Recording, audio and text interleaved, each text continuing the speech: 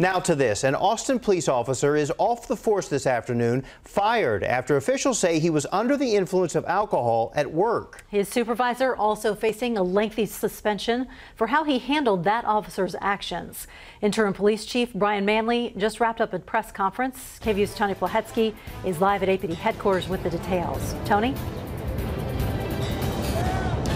Well, Mike and Terry, the irony in all of this is that the officer who was fired for suspected on-the-job intoxication runs the breathalyzer at the Travis County Jail. Officials learned that he might be under the influence after he ran a test on himself. His name is Officer Michael Quaylar. A suspension memo says he showed up to work at 5:30 one morning last fall. He drove himself in a patrol car to the jail, according to a memo, and once there, he tested himself a few hours later as part of a certification process and blew a .06. He told investigators he had 5 drinks the night before, went to bed and woke up for work. Police think that when he drove himself to work that morning, he was legally drunk. Officer Quaylar then drove back to a police substation, and that's where Sergeant Steve Urias told Officer Quaylar to stay out of service until he sobered up. A disciplinary memo suspending him for 60 days says he didn't tell other supervisors what happened and that he only said something when others learned about the blood alcohol reading.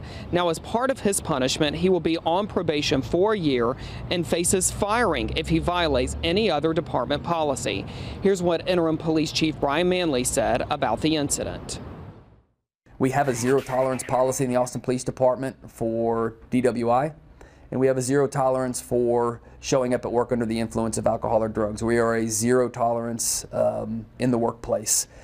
We have several programs in this department to help our officers, and I encourage any officer that will see this press conference or see this on the news that it is important that you come forward if you need help, if you know of a fellow officer that needs help.